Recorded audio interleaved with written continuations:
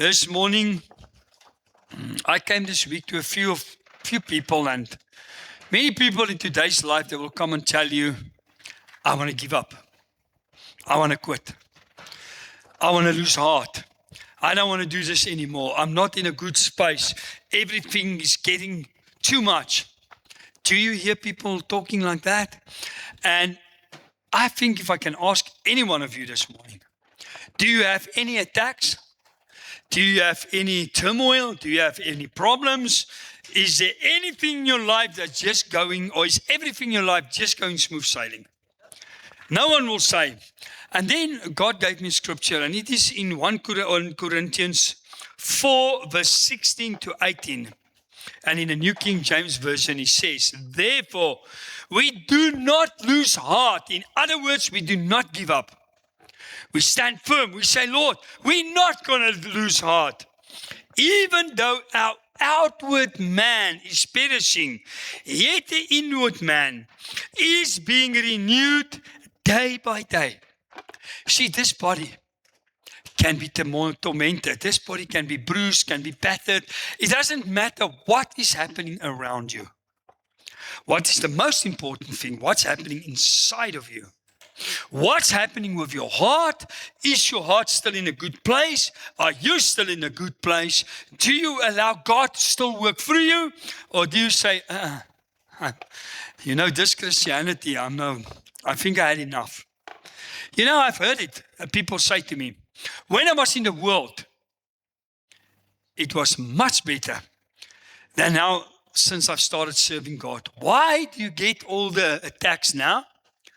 Because the devil doesn't like you serving God to the fullest. To be lukewarm, it's fine. To be cold, it's fine.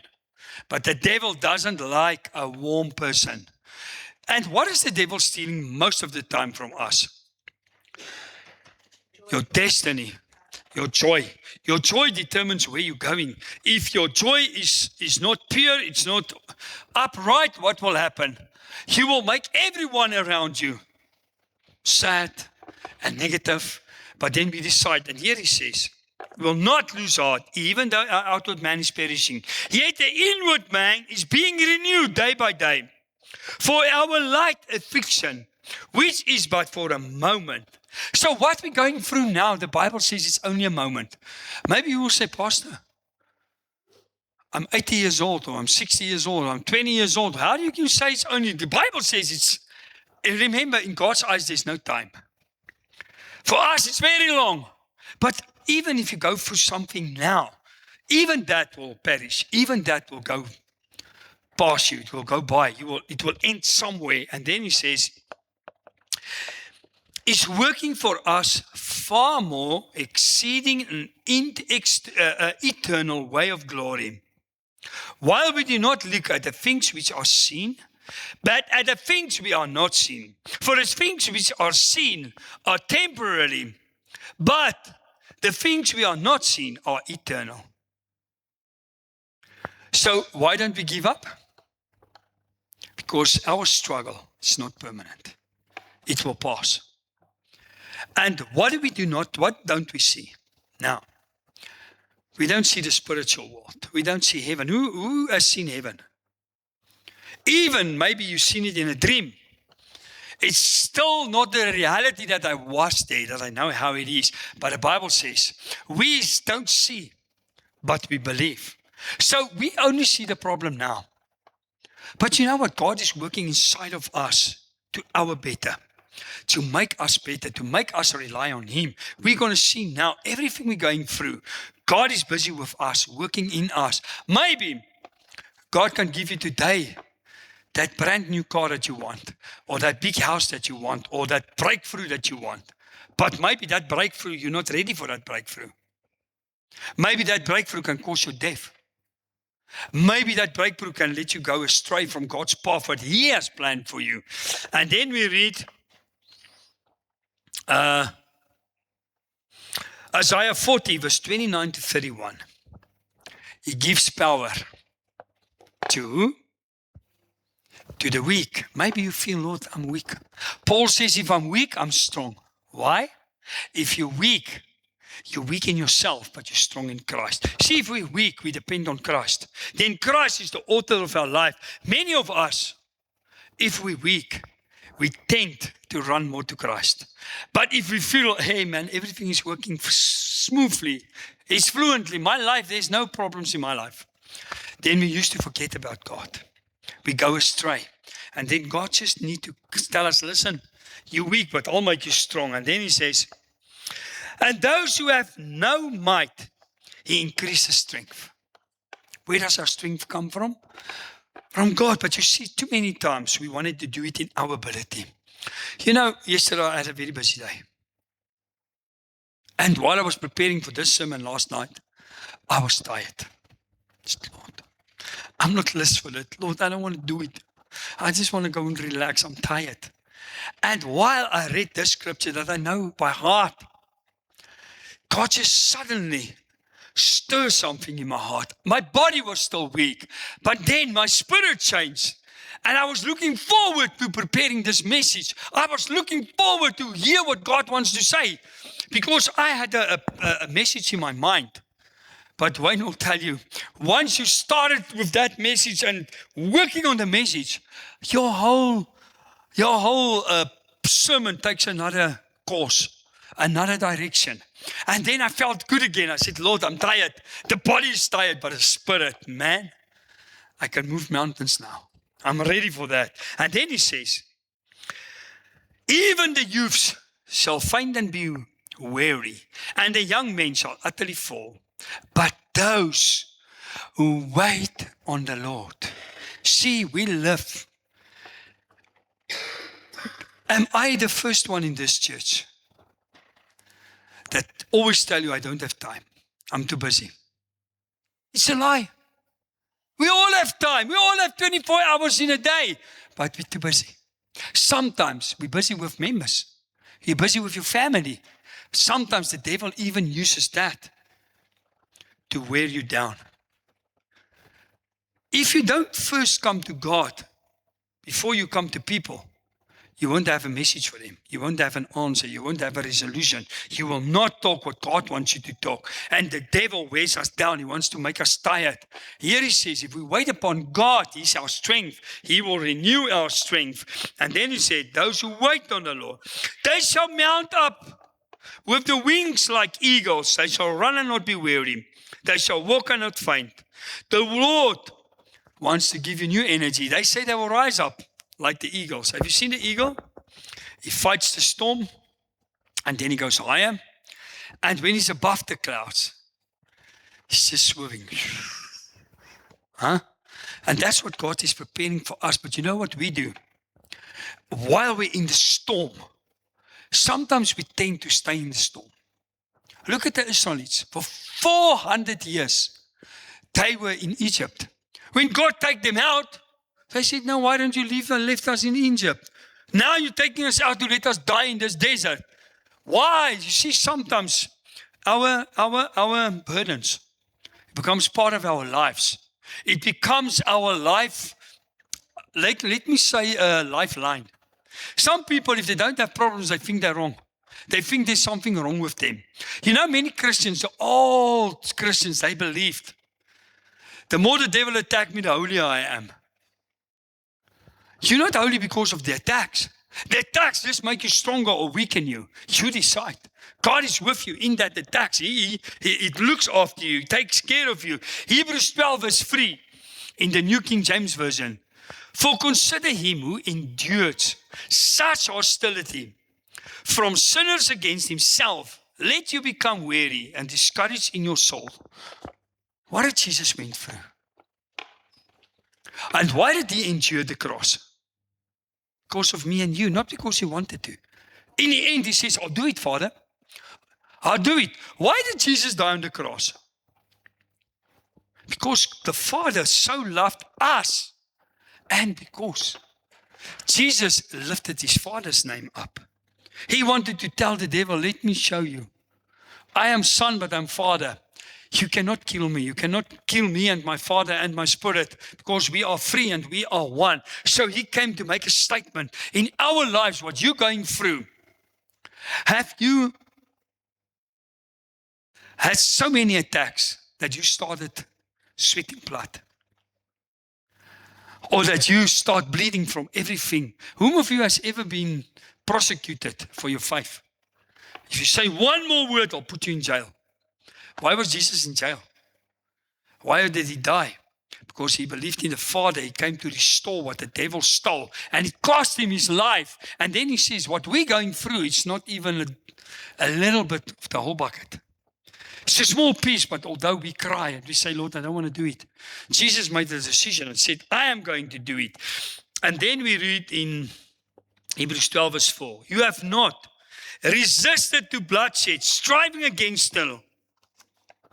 When you feel like giving up, what do? Look at Jesus. See, when you go in the storm, to who do you depend on? What is your outlook in life where you are right now? Who is your trust? Who is your example? What example do you follow now in your circumstances? You know, Jesus, when Peter said to Jesus, okay, if you can walk on the water, I'll also do it. And the minute when the storms becomes too high, he took his eye off Jesus and he sank. And if you sank, what does God do? His hand is there. His hand was there the whole time. What did Peter need to do? Take it. Otherwise, he would have drowned. See, many times we think God's hand is not there. We think God doesn't want to help us. We think God is cross with us. We think God has a problem with us. God has got no problem with no one. Why? Because his son paid for the problem. His son died for the problem. His son, me and you, were the problem. The devil made a problem of us, but thank God, he loved us. And his son restored the relationship. What do we need to do to stay in that restored relationship? Follow God, believe him, trust him, and sometimes say, I'm sorry. Sometimes confess your sin. If you realize, God knows at the end of the day, I don't know if it's you or it's only me. Every night before I go to sleep, I feel, Lord, heaven, I disappointed you today. Maybe it's something small. You know, many people, they can't realize that I'm a problem sometimes. Or are you only good? We all make mistakes. And then we read Hebrews 12 verse 2. Looking unto Jesus, the author and finisher of our faith. See, we say we look unto Jesus, but when a pawpaw hits the fan, we don't trust. See, faith and trust goes together. Looking up, Jesus, the author of your faith. There's only one way to be helped, through Christ.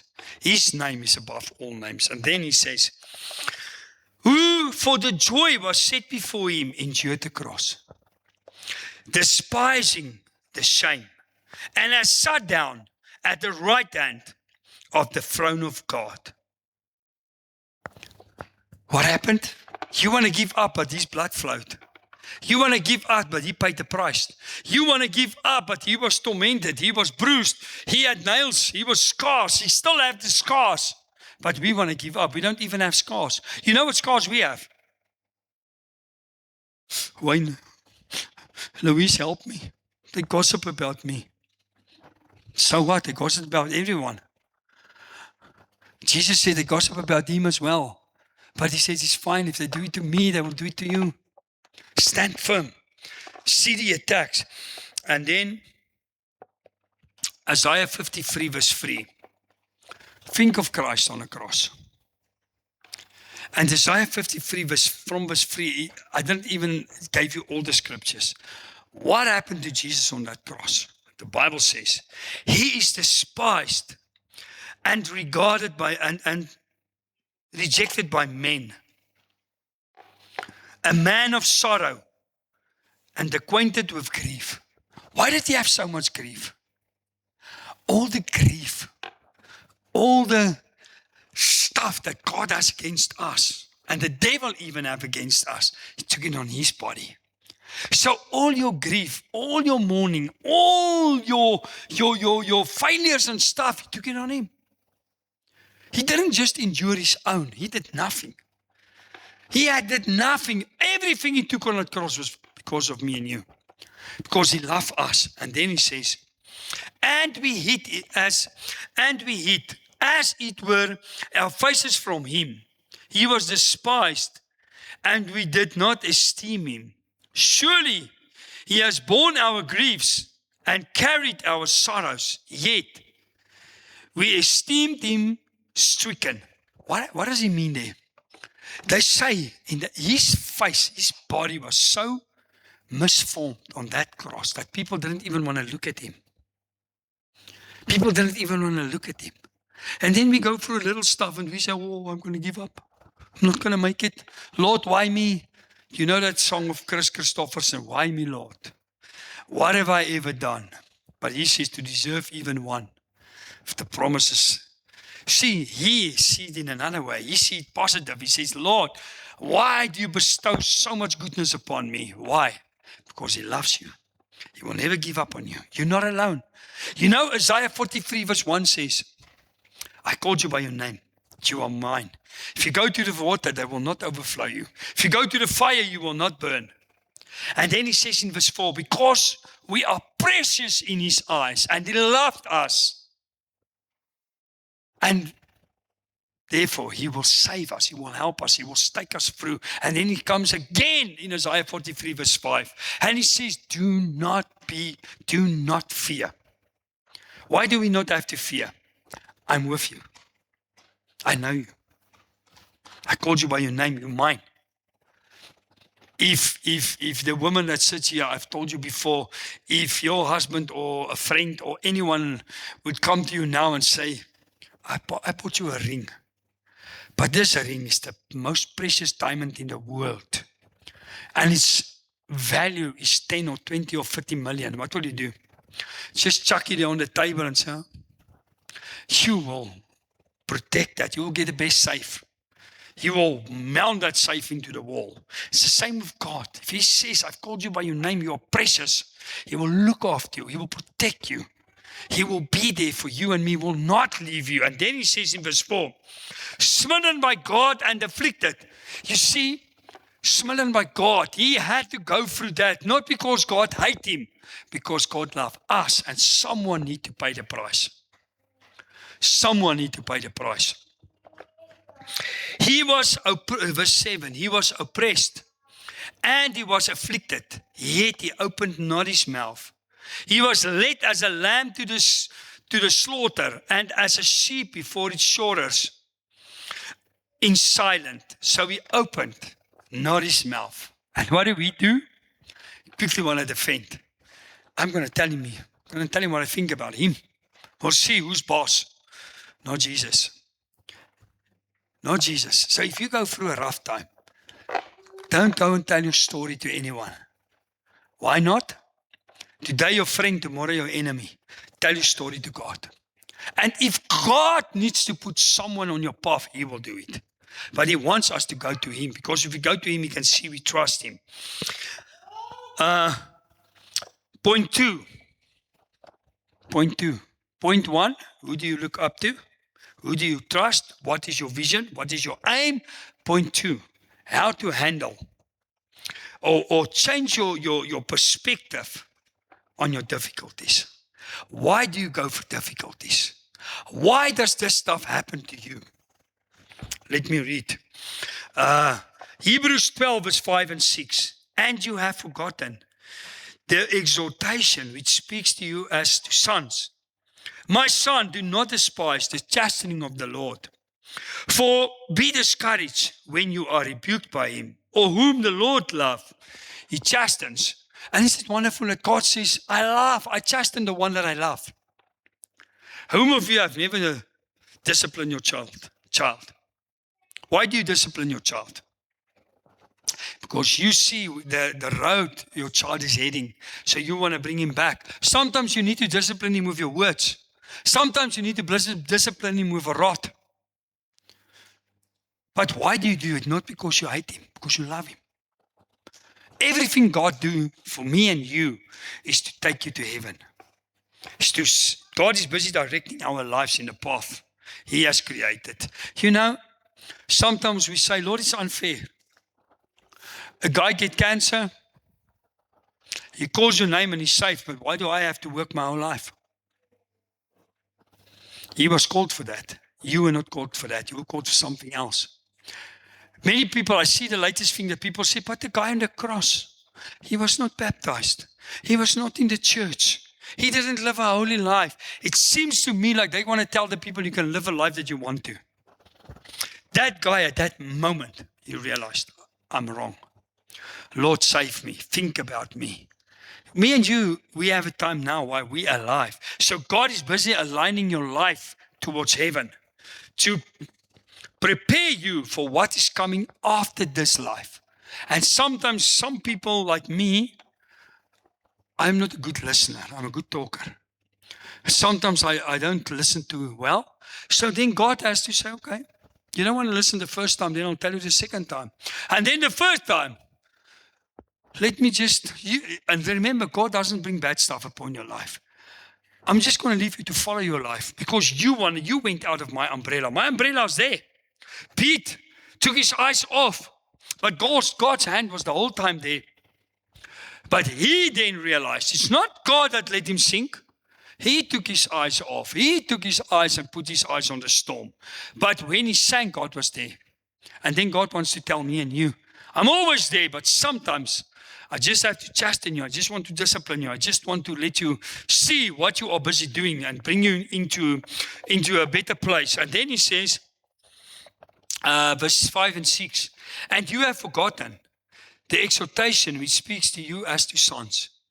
My son, do not despise the chastening of the Lord, nor be discouraged when you are rebuked by him. Sometimes we go to storms, we go to trials and tribulations. Remember, it's not always from God, but sometimes God's allow it to bring you into a better direction. If you do something wrong and you know what happens with many people, they do something wrong, but they don't realize it. Or they know it's wrong, but the devil come and convince them it's not wrong. Have you seen many people, they serve God to the fullest, and now suddenly they reject Jesus. They don't think they're wrong because people came and infiltrate their minds. And then they get hurt and everything happened to them until one day. Then they will realize, but why didn't I from the first place put my eyes on Christ? Now I've put it on the circumstances and I fall. And then he says, nor for whom the Lord loves, for who the Lord loves, he chastens and scourges every son who he receives. So if you receive anything, what do you do? If I receive a blazer, what do I do with that blazer? I want to protect it. So maybe I'll keep it in a cupboard, and if I wear it, I will make sure it doesn't get burnt or anything, and I wash it every now and again. So that blazer that God's given me, it's the same with me and you. When you accept Christ into your life, God wants to make you holy. Because if you're not holy, you cannot go to heaven. And for us to become holy, you know how sore it is to get rid of your old habits. Wayne, how long did you struggle to quit smoking? A long time. But you know what? It was not easy for him. He told me many times, I want to quit smoking. He couldn't. And what happened? One day, him and one of our church members stopped at the stop street. And he was sitting with a lekker smoke. And God was talking to him that day. And what he didn't know, the member phoned me. He said, Pastor, I'm so disappointed in Dwayne. I saw him at the stop street, he was smoking. And I said to the member, don't judge him. I know the road God is walking with him. But what he didn't realize, and he phoned me afterwards and said, I've asked for forgiveness for thinking that about Wayne, because Wayne is walking the road. And then Wayne phoned me and told me the story and said, Pastor, now I know. And it was not even a week. Not even a week. He stopped the smoking. He quit the smoking. Why? For many years, he gave it to God. For many years, he said, Lord, you will open my eyes. And you see, God opened his eyes. If I told Wayne beforehand what a member said, what do you think would have happened? He would say, maybe, okay, they judged me, I'm not coming back to this church. But you see, he was more grown up because God was working in him. God allowed it that day that man saw him there. And it was a quiet road there on a gravel road between somewhere and nowhere. You see how God works with us. And Dwayne needed to be on that. And the same with me and you. Sometimes it hurts. It doesn't feel good. You phone the pastor, yes, I don't feel good now. But God worked. See, God was preparing him for a long time. He prayed over it for a long time. You see, maybe I pray like that, God, take away what I'm praying for. Or maybe next time, I pray for a thing, and it takes a longer time. But God is working. He says here, I'm helping you. Now, Hebrews 12, verse 11 and 12. Now, no chastening seems to be joyful for the present. If someone rebukes you, he says, nice. We all don't like someone to rebuke you and say, hey, come right. No. And then he says, but painful. Nevertheless, afterwards it yield the peaceable fruit of righteousness to those who have been trained. So you know why you get lessons in life? God's training you. Sometimes one guy, he can overcome that training like that. Sometimes it takes a longer time. So while we are all in a training process to go to heaven, don't get cross, get better. And he says, therefore strengthen the hands which hang down and the feeble knees. God wants you to strengthen your hands and your feeble knees. Why do you need to strengthen your knees? Start using them. Start manifesting. Says, Lord, I can. I remember one day I was here. You know, you see me sometimes when I do Psalm 91, and if we trample on scorpions and serpents. One day I was standing and I said, Lord, my legs are sore, my knees are sore. I said, Lord, I didn't, the congregation didn't know it, but I know it. I was talking to the Lord while I confessed it. And the minute I said trample, before I could get myself, I started doing this, but it was hurtful. But when I was finished, I felt better. I felt better. He says here, that we must stand up. We must strengthen the hands which hang down and the feeble knees. When things become difficult, we often think God has forgotten us. God is cross. He doesn't like you anymore. You are useless. And then you ask, why do we always ask? Why me, Lord? Why is this happening to me? And how many times did I say, Lord, look at that unrighteous people. They do whatever they do, and it looks like heaven is open over them. But then I realized heaven is open over them. But if they blew out their breath now, that lovely, nice life away from God will not bring them anywhere. Anyway, for me and you, it makes us stronger. And then James 1, the word translated as chastening, its discipline can also mean training, education, instruction, or correction. The word, and that comes from the Greek word, is paideia. Paideia means training a child. And you know what? To train a child is more easy than a grown-up. Because the Bible says become like a child. A child, they are very naughty, but they will listen more and they will do more. But if we know the truth, or we think we know the truth, we want to differ continuously. But he says it's like training a child. God does not discipline us because he hates us. But he disciplines us because he sees the potential in us. I remember I was running Loskopdam Marathon. 42 kilometers, was it 50? I think it was 50. And I started the race here and I was running. I felt good. Halfway mark, I felt good. And then there was this long downhill. I can't remember, it was 2 or 3 kilometers. Nearly at the end. And I felt good and I was running. And when I came down at the end, suddenly I got cramps. I couldn't go on, and I started to limping and walking. And eventually I saw, okay, there's the medic tent. So I ended up at a tent, and they massaged me a little bit and gave me some of that stuff, and they put it on here. And they said to me, okay, we will put you in the ambulance and take you to the end. I says, no ways. If I start a thing, I finish it. And I started limping off, and the guy wanted to stop me. And then I started running, walking all the time. But in the end, I finished the race. And then I realized, we are in the race of light. We are not in a sprint. A race, you need to have, wat noem jy dit in Engels? Endurance. And you won't believe me, this morning, I couldn't remember the Afrikaans word. I said endurance. And now I can't remember the Afrikaans word. But praise God. The English word. In a race, you must have endurance. In a sprint, it's over and quickly. The race is going forever. But when I got to that finish point, I saw a lovely big swimming pool.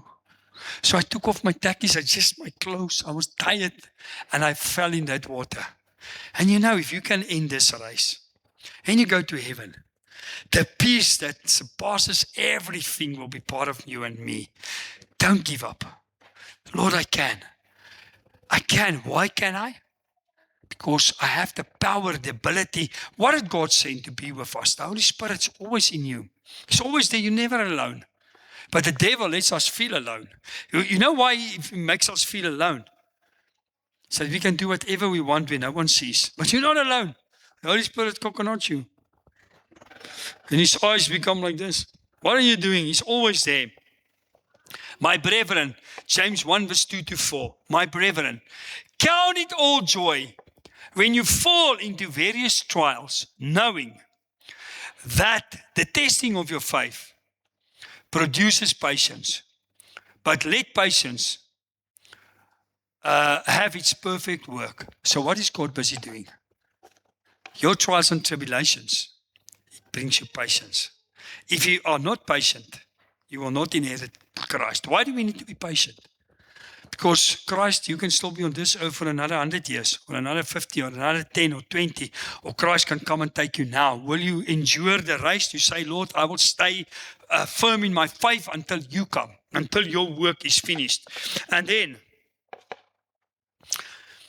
suffering is not a sign of God's absence. It's a sign of His presence and love. He's busy forming our characters.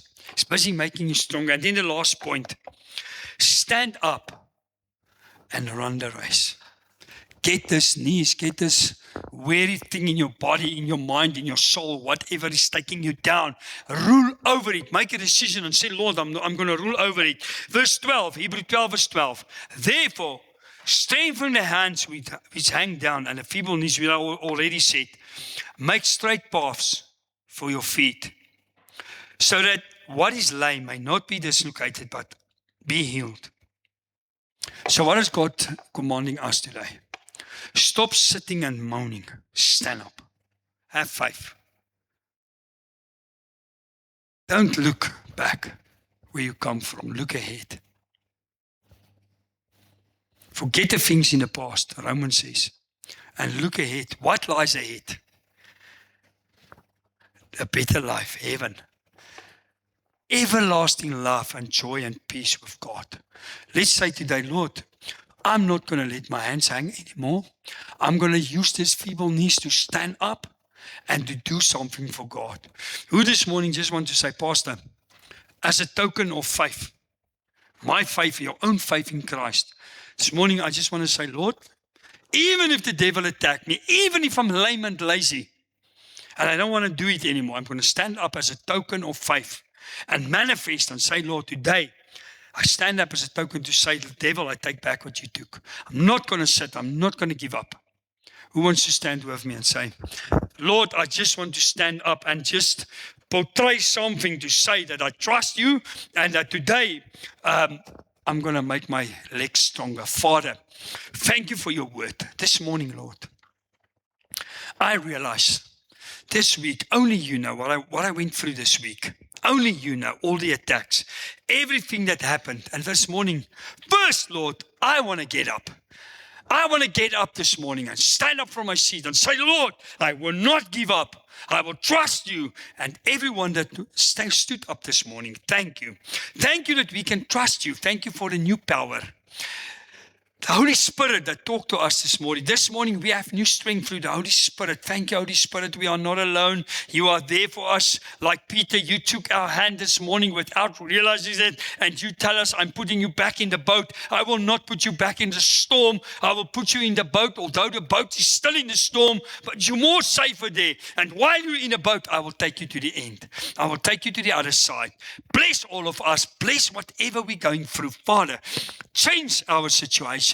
Give us life. Give us hope. Thank you. We will not give up. In Jesus' name we pray. Amen. As I